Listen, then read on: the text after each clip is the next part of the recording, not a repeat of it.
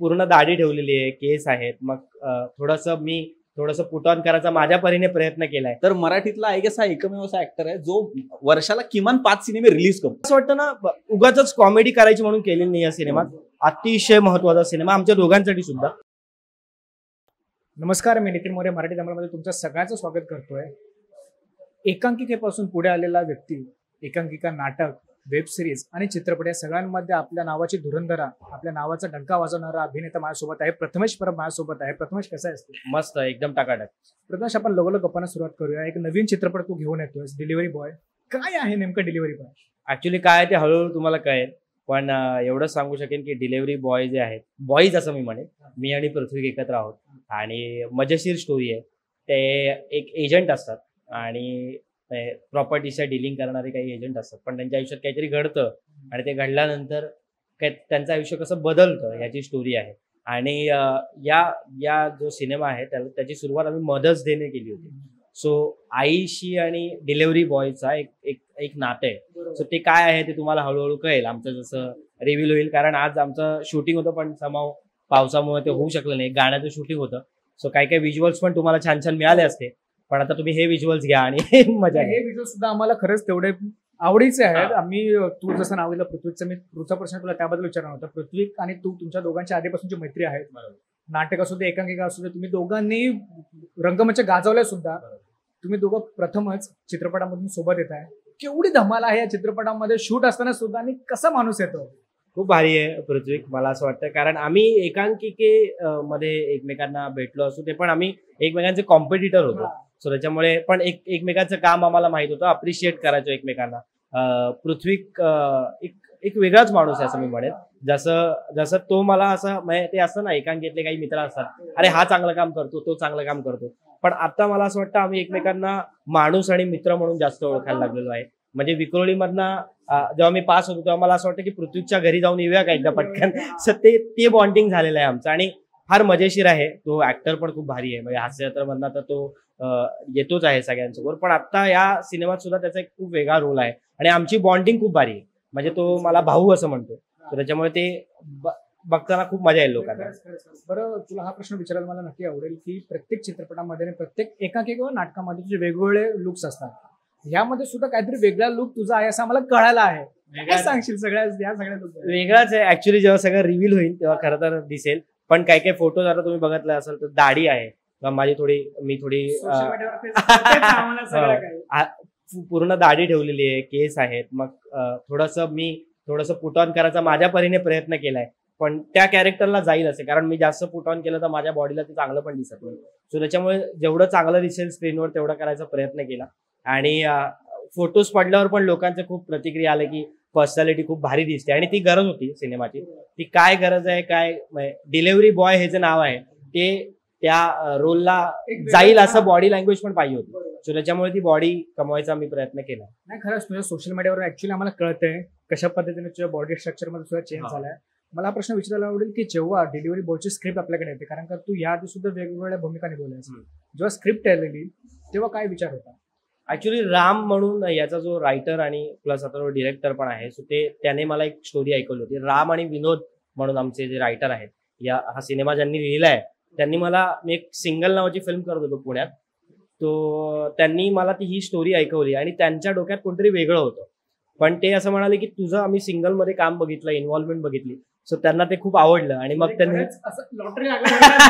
हो ऍक्च्युली त्याच्यामुळे, आणि मग त्यांनी मला ती डिलिव्हरी बॉय ऐकवली. मग मी हा जो आता डिरेक्टर आहे या सिनेमाचा, मोहसिन खान म्हणून, तर त्याला मी ऐकवले आणि त्याने मग हे सगळं जुळवून आणलं.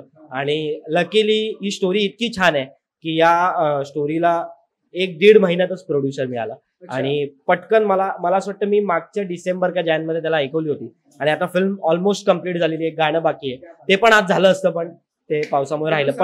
पण या सिनेमाची जी स्टोरी आहे ती याची स्ट्रेंथ आहे. म्हणजे यात जर प्रथमेश परब किंवा पृथ्वी प्रताप किंवा असे कोणी दुसरे जर स्टारकास्ट असते तरी पण तो सिनेमा स्टारकास्ट बोलल्यावर मला आताच प्रथमेश बोलला की पृथ्वी मला भाऊ बोलतो, त्याचा आता भाऊ आला आहे. पृथ्वी बोल, काय सांगशील? माझा पूर्ण ठार वेडा माणूस आहे. याच्याबद्दल काय सांगायचं? याच्याबद्दल मी निबंध लिहू शकतो, प्रबंध लिहू शकतो.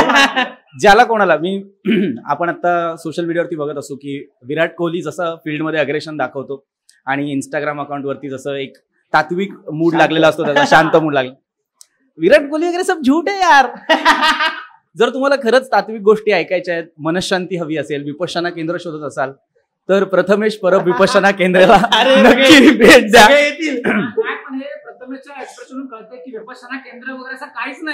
नाही पण असंच आहे. मी म्हंटल ना, ऑन फील्ड अग्रेशन दाखवणारा विराट कोहली हा जो खेळात अग्रेशन दाखवून 100 मारतो. चेज मास्टर आहे तो. प्रेक्षकांना चेज करून त्यांना थिएटरमध्ये आणतो आणि रेकॉर्ड तर त्याने ऑलरेडी केलेले आहेत. कोटींच्या घरात त्यांनी सिनेमे केलेले आहेत. हो, आणि हे खरं आहे. पण खऱ्या आयुष्यात तो तितकाच शांत आहे. तो सगळ्यांचे प्रॉब्लेम समजून घेतो.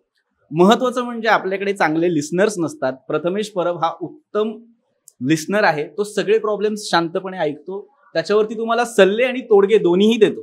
त्यामुळे माझ्यासाठी भाऊच आहे. हा भाऊच आहे. बोलतो की तुला आता येण्याच्या आधी तुम्हाला बोललाच की अरे म्हणजे मी जसं म्हणलं ना की विक्रोळीवरनं मी पास झालो की मला असं वाटतं की जरा एक पृथ्वीच्या घरी जरा एक राऊंड मारून येऊया. पण काय आता तो पण मोठा सेलिब्रिटी आहे यार. तर मला काळजी घ्यायला लागते. सर घरी असतील नसतील. सर मॅनेजर नाही पण नाही पण मला असं वाटतं ना की आम्ही एकमेकांनी जसं म्हणालो ना की एकांकिका पासनं आम्ही एकमेकांना ओळखतोय आणि त्याच्यामुळे एक ते म्युच्युअल रिस्पेक्ट किंवा म्युच्युअल शिव्या घालणं एकमेकांचं आहे की हा काय मोठा शाणा आहे का वगैरे, हे एकमेकांचं आहेच. पण मला असं वाटतं की काम करत असताना ती जे त्या शिव्या देत असताना सुद्धा जी एक रिस्पेक्ट वाढत जाते ना, तीच तर बॉन्डिंग आहे ना. तीच तर म्हणजे युथफुल तेच असतं ना की एकमेकांना माहिती आहे की आपण दोघंही फालतू आहोत. पण ते कसं आहे, पण कामाच्या बाबतीत एकदम सिरियस होत नाही. म्हणजे एखादा कुठलाही सीन असू दे, मला नाही वाटत की एक छोटा 2 वाक्याचा जरी सीन असेल किंवा मॉन्टाज म्हणून, मॉन्टाज मध्ये पण आम्हाला काहीतरी करायचं असतं. म्हणजे काही ना काहीतरी किडे करायचे असतात, काहीतरी इम्प्रोव्हायझेशन होतच होतं. आणि एवढं मला असं वाटतं ना, उगाच कॉमेडी करायची म्हणून केलेली नाही या सिनेमात. अतिशय महत्वाचा सिनेमा आमच्या दोघांसाठी सुद्धा, आणि इतका भारी सिनेमा आहे की तुम्हाला बघून मजा येईल. नाही खरंच, मी आता तू येण्याच्या आधी मी प्रथमेशला विचारलेलं चित्रपटाची स्टोरी, आणि चित्रपट प्रथमेश सुद्धा बोलला की एकदमच वेगळी स्टोरी आहे. तू काय सांगशील चित्रपटाच्या स्टोरी बद्दल तुझ्या दृष्टिकोनातून? हा सिनेमा अत्यंत महत्वाचा सिनेमा आहे बऱ्याच अनुषंगाने. त्यातला सगळ्यात महत्वाचा ऍस्पेक्ट हा आहे की भारतात बऱ्याच महत्वाच्या गोष्टींबद्दल लोकांना माहित नाही. त्याचं अज्ञान यासाठी असतं कारण त्यांच्यापर्यंत काही गोष्टी पोहोचलेल्या नसतात. या सिनेमाच्या माध्यमातून आम्ही एक सामाजिक संदेश देऊ इच्छितो. त्यातनं आम्हाला काही महत्वाच्या गोष्टी लोकांपर्यंत पोहोचवायच्या आहेत. त्या काय आहेत हे तुम्हाला सिनेमा पाहिल्यावर नक्की कळेल. आणि जसं आता हे झालं क्राफ्ट बद्दल, सिनेमाबद्दल, त्याच्या गोष्टीबद्दल. पण हा सिनेमा आणखी एका अर्थाने फार महत्वाचा आहे माझ्यासाठी, कारण मी जो शेवटचा सिनेमा केला होता क्लास ऑफ 83 तो 2019 ला केला होता. 4 वर्षांनंतर मी सिनेमा करणार आहे. त्यामुळे मला फार आनंद होतो त्या गोष्टीचा की पुन्हा एकदा मी सिनेमाकडे आलेलो आहे. त्याच्यात दुग्ध शर्करा योग आपण म्हणतो तो म्हणजे हा सिनेमा प्रथमेश परबचा सिनेमा आहे. आणि तसं नाही, पण एक प्राऊड फिलिंग असतं ना आपल्याला, तसं प्रथमेश बद्दल. येस, कारण आम्ही फक्त बाहेरच भेटलो ना थिएटरच्या. आम्ही आतापर्यंत फक्त एकमेकांसमोर कॉम्पिटिटर्स म्हणूनच होतो. त्या कुठल्या तरी एका स्पर्धेला त्याची एकांकिका असायची, माझी एकांकिका असायची. मग कधीतरी बॅकस्टेजला भेटलो, कधीतरी बाहेर चहाच्या टप्प्यावर कधीच नव्हतं. पेक्षा मला असं वाटतं ना ते स्पर्धात्मक होता. हो, स्पर्धात्मक होतं की हा इससे अच्छा करना है, इससे अच्छा करना है.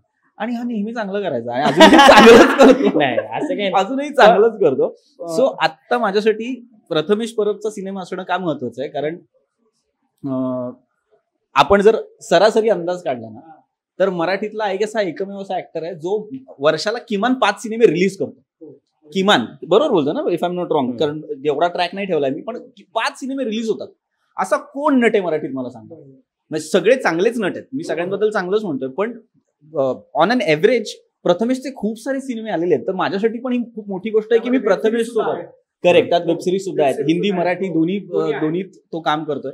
माझ्यासाठी फार आनंदाची बाब आहे की मी प्रथमेश परब सोबत काम करणार आहे. सो फायनली आम्ही जे स्टेजवर होतो पीपी मीट्स पीपी. खरंच मला चित्रपटाच्या प्रमोशन दरम्यान आपण यापुढे सुद्धा भेटत राहू. तोपर्यंत तुमच्या दोघांचा धन्यवाद आमच्याबद्दल गप्पा मारल्याबद्दल. ऑल द व्हेरी बेस्ट या सगळे पूर्ण तुमच्या जर्नीसाठी. थँक्यू.